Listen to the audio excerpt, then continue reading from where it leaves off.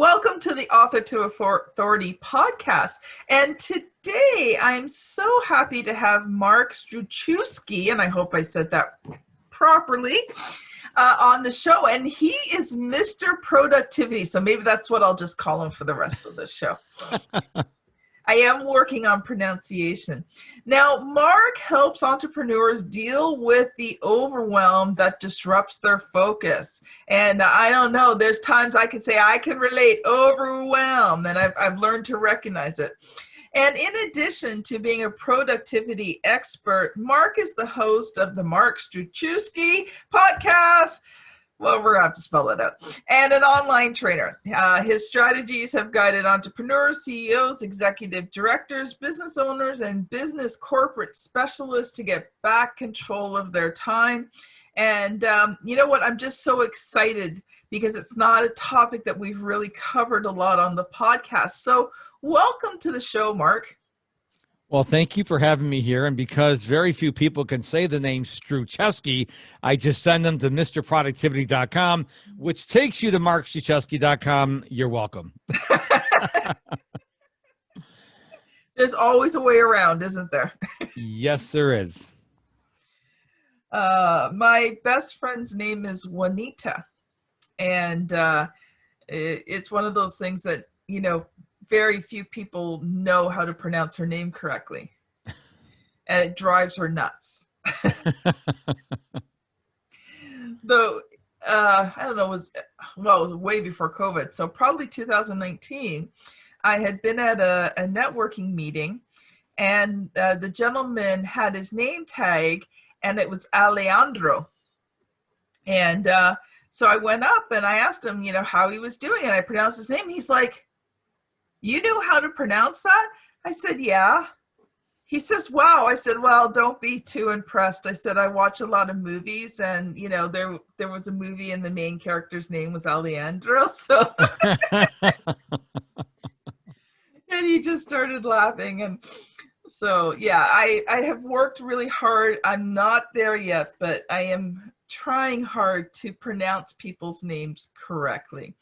So, Mark, tell us a bit about your entrepreneurial journey and how did you become Mr. Productivity?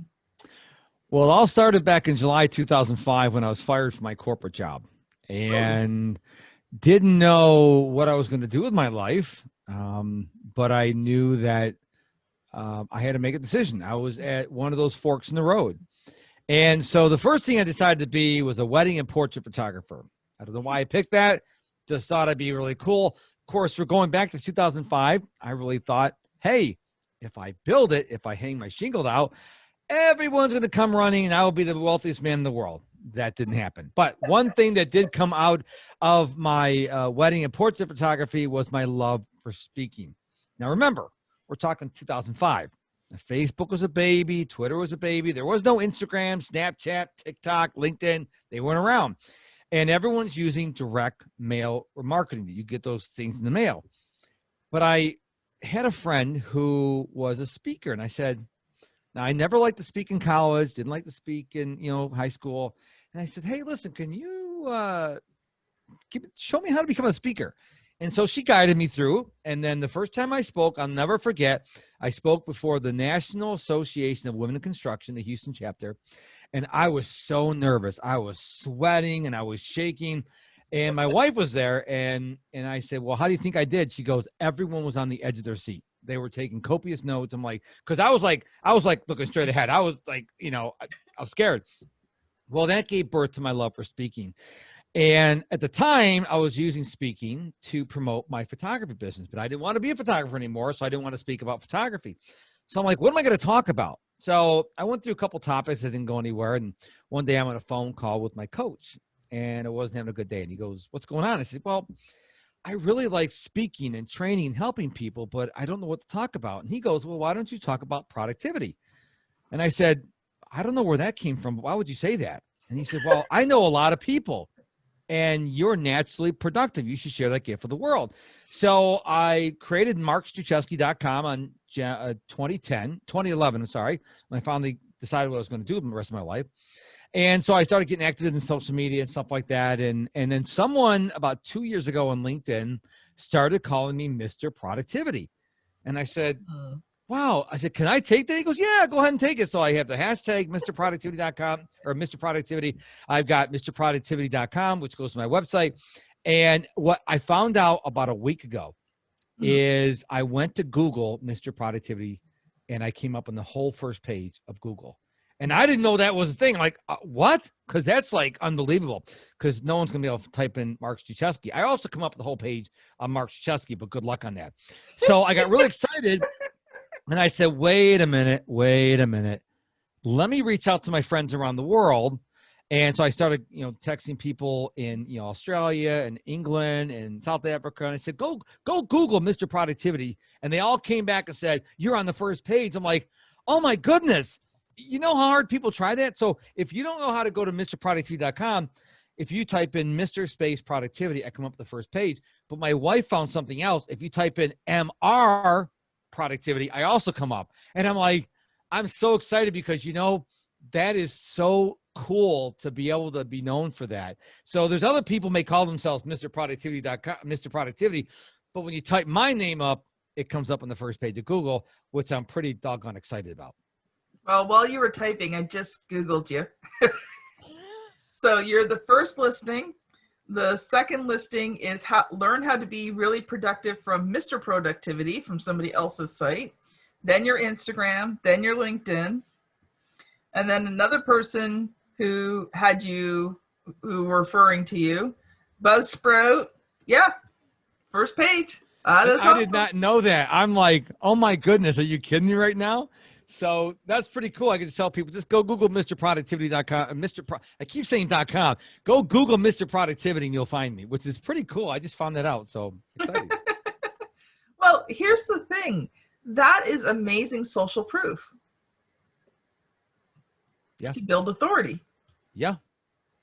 And you can't game the system either. I mean, that happened because I brand everything Mr. Productivity. Everything's branded when I post on any social media platform, hashtag Mr. Productivity.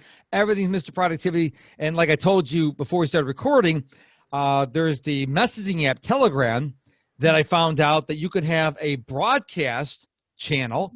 And so mine is Mr. Productivity. Oddly enough, it was available. Can you imagine that?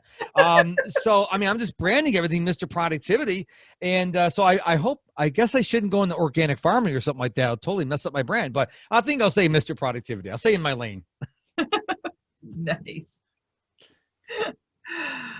Oh, so now you have the amazing opportunity of helping others become more productive. And I think that's fantastic. Now, I know that you have come prepared with some awesome hints, tips, and practical advice on productivity for our audience today. And so I'm going to let you loose for a bit and then we'll talk about it. Oh, I wasn't aware I was supposed to become prepared with tips. I don't know anything about productivity. I'm kidding. So the number Stop one. the record right now. Oh, you're not recording? Oh, darn it. So the number one thing I tell people, the number one tip I tell people is tell your time where to go instead of wondering where it went. So many people are going into their day and they're going, well, let's see what happens. Let's just spin the wheel and see what number comes up. And then they get at the end of the day and they're like, I'm so tired, but what did I do? Because they weren't intentional about the day. So I encourage people to plan your day. Now, most people plan real appointments, podcast interviews, coaching calls, lunch with their girlfriends or boyfriends, whatever the case may be. But what about time for personal development? I'm a reader. I schedule 2 chunks of time to read during the day. What about time for being quiet? That's something I'm really big on here in 2021. Just taking time to not be on your phone, not watch TV, just be quiet. Because when we're quiet, our brains can so I'm a real big planner. And if you don't plan it, if you don't put it on your calendar on purpose, the chances of you doing it go down drastically. I mean, drastically, next to zero. So take time to plan. Understand you'll never get the perfect plan. Okay. you're going to plan a day and then your internet's going to go out or your kid's going to fall or something's going to happen. So allow yourself to understand that you'll plan your day. It'll get blown up from time to time, and just be okay with that. The other thing I tell people to do is make sure that you're not rushing. When you're planning your day, don't rush, okay? Allow your schedule to breathe. A lot of people go from 9 to 10, 10 to 11, 11 to 12, 12 to 1, 1 to 2. And if something goes wrong, like I mentioned a few minutes ago, then what happens? So what I do is I schedule my time in 50-minute increments. So my Apple Watch goes off every day from 7:50 until 6:50 at night. At 50 minutes past the hour, that's my cue to get up, to walk around, stretch my legs, go outside in the backyard with the dog, throw the ball around, take a walk, do something. We were not meant to sit in front of our screens all day long. Sure. And so I want people to be cognizant of that. Make sure you're taking time for self-care. And the third tip I have for you, well, I have a lot of tips, but the third one I'll mention to you is please do not be slave to social media. You are the human being. And if you think social media is out of control, guess what happens if you turn off your phone? Okay, it goes away. So what I encourage people to do is when you are going to be on your social media, whatever platform, set yourself a timer. And I want you to go out to the App Store, and I want you to spend $1.50 and buy the most annoying timer alert sound you can find. Set the timer for 30, 45 minutes, no longer than an hour. I wouldn't do more than 30 minutes. And then set the timer, go on social media. When the timer goes off, what do you think you do? Pop quiz. Get off of it. You get off of social media because social media created endless scrolling. Why do you think when you're on YouTube, it feeds you video after video after video? When you're watching Netflix or CBS All Access or Amazon Prime, why do you think they don't want you to leave? They don't want you to get off the couch. Apparently they want you to get like a latrine right there next to the couch. They want you to, have the kitchen and the bathroom and the TV all in one room. They came up with that. You have to be the adult. You have to be the human being and say, listen, I need to be on social media to build my business and my brand, but I'm not going to be on it for 6 hours. I've got things to do. And when I tell people that, well, I ask people, how much time you spend on social media? They have no clue because they don't track it. And I say, well, then write it down. Every time I go on social media, say, okay, 2:00 start. Okay, I stopped at 3:00. That's 1 hour. And track it every time you're on social media. You will be stunned at how much time you really spend on social media because you tell yourself one thing in your head, but the reality is you're like, oh my gosh, how long I spend on social media? It used to be the problem with the television. Now it's social media. It's the Facebook, Instagram, Snapchat, LinkedIn, YouTube, TikTok, and all the other platforms coming in the future. That's what's sucking your time up. Mm-hmm. And you got to practice being adulting. So I hope those 3 tips served you well. Well, it's funny you say that because I actually have my social media down to less than an hour a day, and most of it's actually business related. Good for you. Very rarely do I just go and start scanning. Now, I have to admit, I do watch YouTube videos, but I am learning a new skill. I want to be creative. I'm always creative. I'm part, and so I got myself what's called a Cricut machine. So it's a cutting machine. So you can cut vinyl and different things. So I've been learning different skills. So I've been watching YouTube, but this was my latest creation. You're on mute. I love that. So I have to admit, I have been spending quite a bit of time on YouTube, but it's very structured time because I'm going on, I watch a specific video on a specific skill. But I liked what you said about structuring your day. And last year I had a couple of health scares. And it really made me realize I need to step back and look at my day. And one of the things I realized is I was not really taking any breaks during the day. So I restructured my days. So now I actually have a lunch hour. And things do not get booked into that lunch hour. I take that time, I make my lunch, I eat, I sit and relax. I might watch a few minutes of television, I might read, might watch a YouTube video, just something, right? Just something for some downtime. And I've been finding it really good to just take that time. And one of the things you talked about was the quiet time. And I find my quiet time is in the shower. Mm-hmm. I love long showers. And for me, showers are, they're a part of my creative process. Because I learned when I'm in the shower and my mind's relaxed, and I actually don't usually shower until the afternoon because I'm very bright first thing in the morning. I don't need to be motivated. Like I get up and I'm ready to go, right? Like I'm not one of these people that need 6 cups of coffee. I open my eyes and my day starts. Like I'm just physically that way. But, even now, like it's almost 2:30 in the afternoon and I'm kind of like, I'm starting to feel the drag, right? Because I've been going for quite a few hours. So I have my shower a lot of times in the afternoon. And unless I'm going somewhere, then obviously, shower earlier. But if I'm just home all day, and I'll go and I just relax in the shower. Mm-hmm. And I just let my mind just rest. And, it's amazing how much creativity comes. I actually wrote a book. You'll think this is funny. It was just a fun book I wrote, but I wrote a book, 31 Productivity Hacks for the Busy Entrepreneur. Okay. And it's not on Amazon. It's just a book I give away with my courses and different things. Because for so many years, I was unproductive and I didn't know how to be productive. And I had to learn how to be productive. So a few years ago, I just started writing down all the ideas because people would ask me about it. So that's where the book came from. And I actually talk about it in the book, take longer showers or not. So if you're a creative person, take a longer shower. Your brain relaxes, thoughts come, you're more creative. If you're not in a creative industry, so let's say you do something like data entry, right? So you're still an entrepreneur, you're still in your business, but there's not much creativity involved. Take shorter showers because even 10-minute less shower day, that's an hour of more productivity time a week. Mm-hmm. So, well, I one thing I read, Jay Shetty, his book Think Like a Monk, highly recommend it. He really helped me understand meditation. He says he's a monk. He said, I've been meditating for 13 years. He goes, a lot of people try to use these Calm apps and these Headspace apps.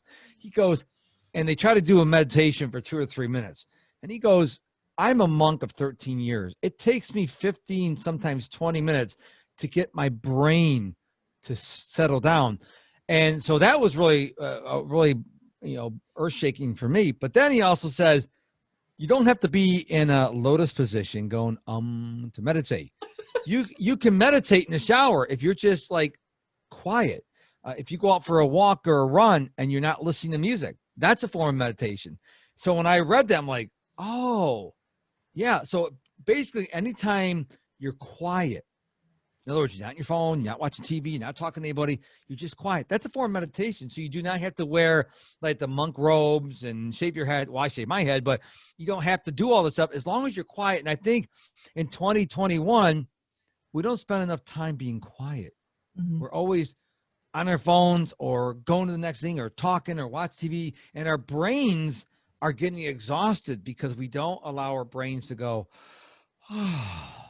just if you take a 5-minute break with your eyes closed and do some deep breathing, you feel better. Why? Because that 5 minutes, your brain gets to like relax for a minute, because we don't realize you may be watching a video and maybe your feet aren't moving, but your brain is always working. It's always going. And that's why we need to take the silence breaks so your brain can just take a pause. I mean, it's not going to shut down. You're not going to die, but it's going to allow it to take that collective breath. It's funny. I do that, but I also have found, just for me personally, that music is such a relaxing thing. I'm so musical. It's like music is like part of my soul. And so when I'm listening to music, that allows me to go to that quiet place. And sometimes I just listen to instrumental, or sometimes I just, like, if I'm going to that quiet place, I don't listen to loud, rowdy music. I just listen to, soft, relaxing. It's mostly Christian music, worship type music, but I find, for me personally, like, I'm just wired for music. So for me, that the music actually helps me relax my brain. I'm with you. And there's two things I use when I want to be creative. One, I subscribe to Focus at Will. I love Focus at Will because you can listen to ambient sounds. You can listen to soft music. You can listen. They got one I really like. If there's a dog in the neighborhood that's always barking, it's like 4 houses down, and I'm trying to read outside and I can't hear. So I put the AirPods in and listen to the propeller drone, which is just loud enough to drown out the dog, but I can focus. But I also have another playlist from on my Apple Music that's all the instrumental music from the big screen. Okay. And so when I'm in creative mode, I can't hear anything that has a word to it because then my brain's going to go, oh, I'm going to start singing that.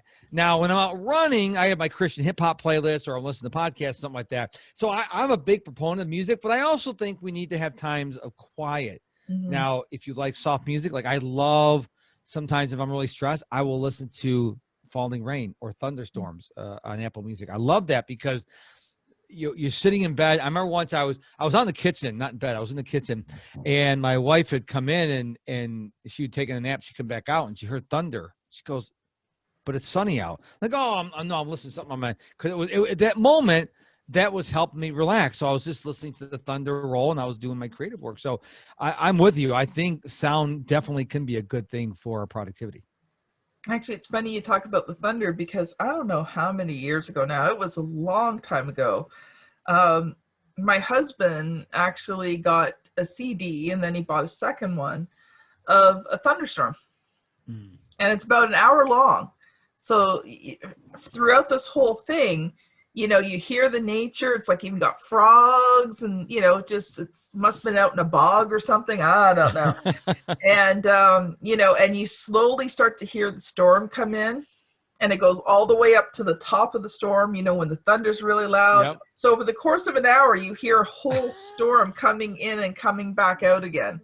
Wow. And my husband used to listen to that a lot just to relax sometimes, just to get, you know, into that brain space, right? So I love sleeping when it's pouring rain outside and it's thundering. I mean, I could just like, I don't want to get out of bed. It's like you hear the rain hitting, but now we don't have to wait for a thunderstorm. Now we can go to Apple Music or Spotify and listen to the sound ourselves.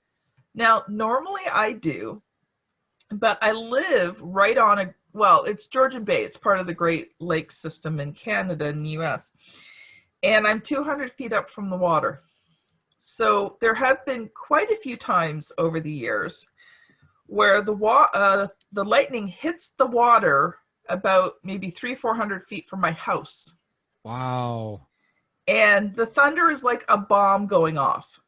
And so you're asleep and all of a sudden, and the house is shaking, like the house is just shaking. So, and you bolt up and I'm like, and my husband puts his hand on me and he goes, "It's just thunder. You're okay." Because I'm like, right? Like, but yeah, we get really good thunderstorms out here, and I love them. But like I said, when it's in the middle of the night and you're asleep, it's just kind of like, it's just, you know, it sounds like a bomb. So yeah. So what other good little tidbits do you have for us today? Well, I would encourage people, like I mentioned earlier, to schedule time for personal development. I got this big inspiration about 2 years ago when I started seeing all the very successful people spend a lot of time reading. They make a lot of money. Like Elon Musk reads a lot, and Mark Cuban reads a lot, and Brendan Burchard reads a lot. And I looked at other people who didn't read. They don't make a lot of money. I'm like, like Warren Buffett reads a lot. No TVs, big libraries. Right. Yeah, exactly. And I'm like, do I want to know what's going on in all my favorite TV shows, or do I want to make a lot of money? And I'm like, why reinvent the wheel? So now I prioritize. I actually put it on my calendar every day to read. And what I'm doing differently in 2021 is I was always gung-ho, 52 books every year. And then Robin Sharma, he wrote the book, The 5 a.m. Club, which I'm a big fan of. He says, here's an idea. Instead of like trying to cram through 52 books, how about being very, very intentional with books you're going to read and slow down and read them slowly? Because here's the thing. The best, and I know you feel the same way, the best value you spend $20 for a book. You're getting everything the author has to give you in a book. I mean, if you wanted to have him personal coaching or go see him in conference, you pay a lot more money, but you get a book for $20 and you get all his knowledge. So please prioritize, actually put it on your schedule when you're going to read. Don't say, I hope I have time to read, because you won't. Put it on your, if it's that important, put it on your schedule, because it is important, because all the successful people that I've ever found, they're avid readers, they're avid learners. It's so true. And I think that is a key element of being an entrepreneur, is the fact that you're always learning. And, you know, I've been an entrepreneur a long time, you know, but every day there's new things that I'm learning. Mm-hmm. And I love learning. Yeah, so do I. You know, and so for me, the big thing is now is I read a lot. So now for me, the big thing is just finding those really, really good books that I want to read. Yeah. I think part of my problem is I'm in books all the time. I'm writing them. And so I find sometimes I'm just like, okay, this book's just not doing it for me, because I'm seeing all the ways I would fix this book.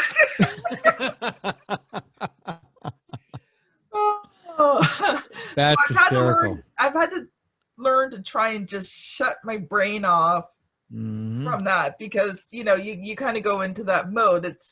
It's, you know, like, you've been podcasting a long time. So, you know, when you listen to podcasts, you're like, oh, I would do that differently. Right. Yep. So. Yep. Well, it's interesting because I just finished rereading for the second time, Essentialism, Greg McCollum's book. And the first time I read it, this part didn't resonate with me.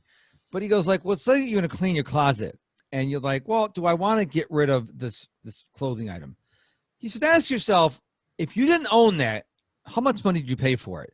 And once I read that, I'm like, you know, you may like this blouse or this shirt, but if you didn't own it, would you buy it? And it makes, and when you face it that way, you're like, that needs to go. So, and he goes, the same thing like a course you're going to take. Okay. You have a course and you're like, well, I bought it, I should go through it, but would you buy it again? And when you look at it that way, and this is what I got from reading Essentialism. Every book I read, it's like, oh, wow. Like I read another book by Russell Brunson. It's called Traffic Secrets, about how to get more traffic to your website.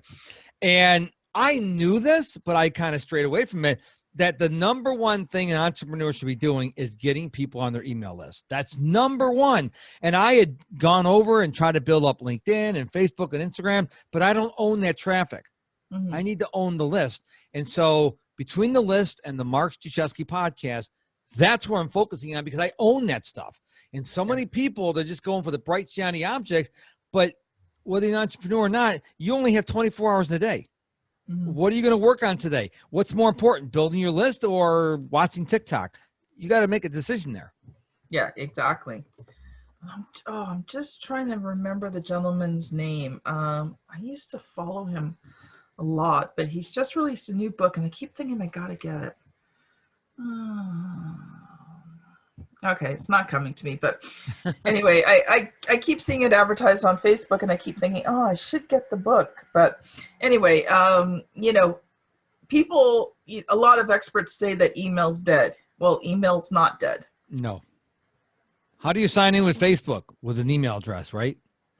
Just saying. Email's not going away. Yes, we have tools like text messaging and all that stuff, but email is not going to go away. Just like when people say, oh, Clubhouse is going to kill podcasting. No, it won't. Okay. Because you cannot, because Clubhouse is what I call audio only Zoom. Okay. Which means you have to have a live internet connection. With a podcast, you can download it to your phone when you go on an airplane and you have to put your phone and do that in airplane mode. You can still listen to your podcast. So I don't think podcasting or email is going to go away anytime soon. I don't think so either. I think there's an audience for each. Yes. Yep. And, you know, email's not dead, but, you know, for me as well, I don't think I want to rely solely on email. Absolutely. Especially over this last year, because you'd be amazed at how many emails have been lost. I've sent emails to clients that never made it. And I hit send. It didn't even show up in my outbox. Oh, wow. Totally disappeared. So you don't know if the client even got it. So you're trying to get a hold of them. So I think, you always need to have more than one way. Mm-hmm. But I fully believe in building an email list because, again, that's yours. Yep. That's yours. Same with your podcast. Yep. That's yours, right? Even if they should ever boot off Mr. Productivity from Apple Podcasts and Spotify, who would want to boot off Mr. Productivity? I mean, I don't talk about anything controversial unless you're anti-time management, unless you want to be a lazy person, in which case you probably don't like my podcast. But you're right. Even if I get booted off, I still have all those episodes on my computer. I own all those episodes. Yeah. Yeah, exactly. Well, I was going to say, how can people connect with you? But I think we already talked about that. But just remind our audience, do you have anything that you give away? How can people connect with you? Just one more time before we shut down for today. Yeah, just go to MrProductivity.com, M-I-S-T-E-R, MrProductivity.com. It'll transport you for no charge to MarkStruczewski.com. There you can sign up and get my top 5 productivity tips for entrepreneurs. If you're not an entrepreneur, they'll still serve you. And I also go live on most Saturday mornings in the United States, where I teach on a different topic on optimal performance. You can register for that new training that happens every Saturday at my website. And you can find out about my podcast and my coaching, everything you want to know about me, and so much more at MrProductivity.com. Well, thank you so much. This has been Mr. Productivity and Kim Thompson-Pinder on the Author to Authority podcast. Thank you so much for listening, and we will see you on the very next episode. Bye now.